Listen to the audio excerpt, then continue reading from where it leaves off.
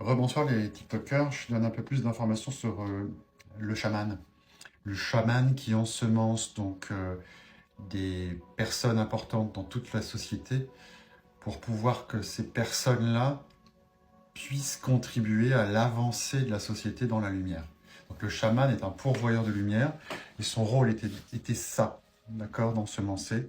Que ça plaise ou pas, c'est ce qui s'est passé dans la séance et c'est extrêmement important parce qu'en fait, ces séances-là de soins d'âme, de guérison d'âme, c'est surtout l'émotion qu'on vit, qu'on ressent, qui font que c'est du réel.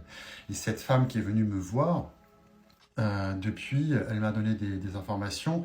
Donc, en ayant débloqué cette part chamanique en elle que moi je ne connaissais ni David Adam, qu'elle connaissait un petit peu elle. Donc, moi j'ai vu ce grand monsieur chaman derrière son dos qui était elle autrefois, mais qui encore était tourné sur sa vie du passé parce que il y a quelque chose qui s'est passé que je tairai ici pour la déontologie du contenu de l'entretien.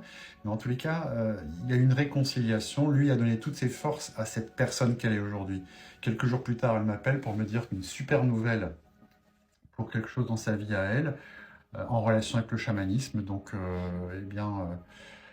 il s'agit d'un jeu de cartes, voilà, qui est publié plus avant de ce que j'ai compris, en moins 2 mois avant la sortie. Donc, c'est très synchro avec ce qu'on a fait.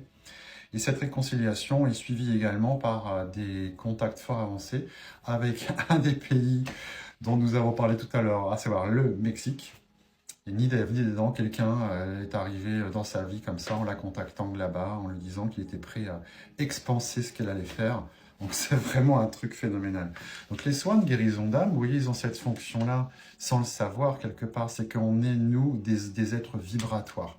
Moi, j'ai longtemps cherché à savoir ce que ça voulait dire dans des bouquins, des conférences. Je ne comprenais pas. Maintenant, je comprends. Les vies antérieures qu'on a, elles sont toujours là.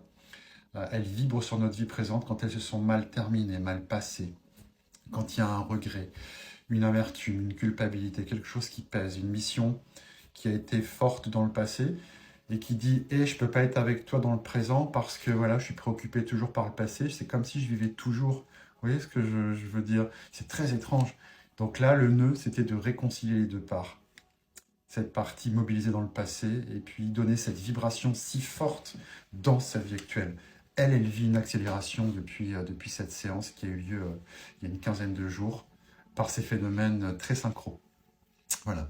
Dans un prochain TikTok, je vais vous raconter quelque chose sur le rôle de la lumière par rapport à ces luttes aujourd'hui très fortes d'énergie sur la planète. On a l'impression que tout s'effondre. Mais la lumière, elle est là malgré tout. Je vais vous donner une autre anecdote dans le prochain TikTok. Merci.